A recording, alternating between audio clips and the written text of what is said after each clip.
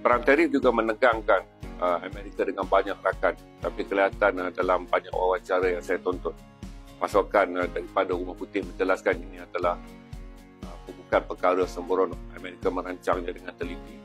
Impak secara masa dan kesan ke atas masa depan Amerika telah diteliti. Dan kalau tuan-tuan tengok ketelitian dia, memang sangat jelas. Amerika mahukan semua syarikat-syarikat made in USA balik buat barangan di dalam USA. Ini matlamat dia. Menjadikan kita boleh anggap kata, kalau kita nak tengok goalpost tujuan Amerika melaksanakan apa yang disebut sebagai tarif ni. Satu adalah mengembalikan semua pelabur-pelabur Amerika yang keluar melabur di negara buruh murah. Kamu nak sangat pergi ke Vietnam kerana buruh murah, kamu nak sangat pergi ke Thailand kerana buruh murah, kamu nak sangat pergi ke Indonesia buruh murah, kamu nak ke Kemboja kerana buruh murah. Dan kamu memperlekehkan Amerika kerana kos buruh tinggi. Berarti dengan kenaikan tarif yang sangat tinggi, jadikan semua syarikat di Amerika akan berfikir balik. Mereka dapat buruh murah, tapi dikenakan tarif yang tinggi. Adalah lebih baik mereka balik ke Amerika dan mengembalikan Make America Great Again di semua barangan-barangan yang dihasilkan oleh Amerika di Amerika dulu. Ini dibuat semula di Amerika.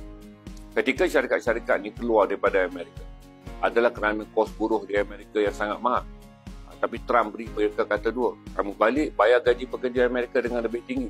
Daripada kamu berada di luar, kamu akan kena tarif aku yang lebih tinggi. Menjadikan pilihan tiada. Secara perangkap yang dikenakan ke atas semua syarikat Amerika yang keluar melabur di luar bumi Amerika adalah kerana mereka tak nak bayar gaji rakyat Amerika pada kadar yang tinggi. Bagi bayar gaji di negara-negara Asia kerana Asia adalah negara baru bangun ataupun negara yang mahukan gaji yang lebih rendah. Maka ini kata Trump adalah satu PL yang dia akan hentikan di bawah zaman.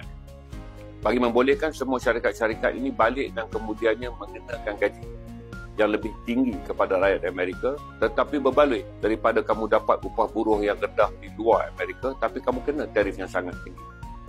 Yang kedua adalah mengimbangkan perdagangan Amerika dengan negara-negara yang dia anggap sebagai kamu kenakan cukai yang tinggi untuk barangan kami masuk ke negara kamu.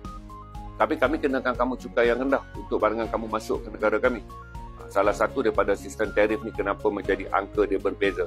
Malaysia 24%, Thailand jadi 36%, Indonesia jadi 32%, Vietnam jadi 46%, kemudian Kemboja jadi 47%, China jadi 54%, Singapura 10%, Israel jadi 17%, Jepun jadi 25%.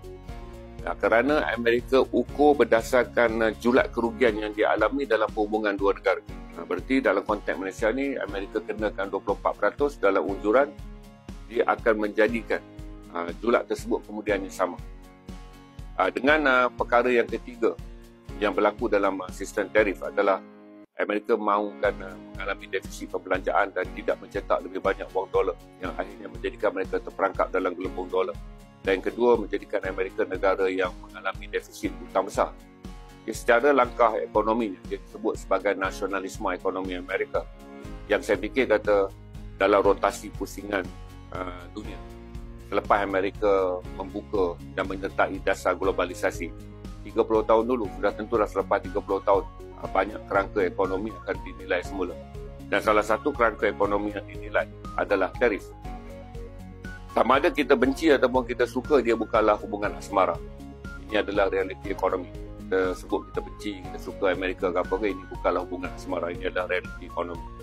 Dan kita mulai merasa bimbang adalah kerana satu, dia boleh mengganggu pertumbuhan ekonomi Malaysia. Sebahagian daripada peneliti ekonomi mengatakan kemungkinan dia akan memberi kesan terus kepada 0.5% pertumbuhan ekonomi Malaysia yang kita rancang pada tahun 2025 pada kadar 4.5% ke 5.5%. Tapi tak ada data lagi dikeluarkan sama ada kita akan turun sampai ke 4.5%. Tiada lagi data kerana tarif ni baru 3 hari dikenalkan. Dan lebih mengejutkan, negara-negara seperti Malaysia dan negara seperti Thailand. Thailand sebelum ni dia punya unjuran defisit cukai dia ke unjuran cukai dia ke Amerika adalah 10%. Jadi dia jangka naik 11 je. Bila naik sampai 36%, Thailand panik. Untuk pengetahuan tuan-tuan, julat di antara tarif kita ke Amerika 6 hingga 9% je. Untuk tuan-tuan, kerana sebelum ni ramai orang tak tahu berapa julat dia. Kita 6 ke 9%. Jadi apabila Amerika naikkan jadi 24%, dia adalah julat yang sangat tinggi, yang menjadikan berlaku ketergangguan unjuran, di mana ramai tak menjangka bahawa Amerika akan naikkan julat menjelang 3 ke 4 kali ganda lebih tinggi daripada julat semasa. Menjadikan sebahagian besar bagi negara seperti China, dia boleh combat, dia boleh melancarkan perang balas. Tapi negara kecil, ekonomi kita yang Amerika adalah rakan dagang ketiga, dan Amerika menyumbang perniagaan dan perdagangan kita dengan Amerika menyumbang 10% daripada keseluruhan pengeluaran dalam negara kasar. Besar dengan sekitar 200 bilion ringgit yang kita perolehi daripada perdagangan dengan Amerika.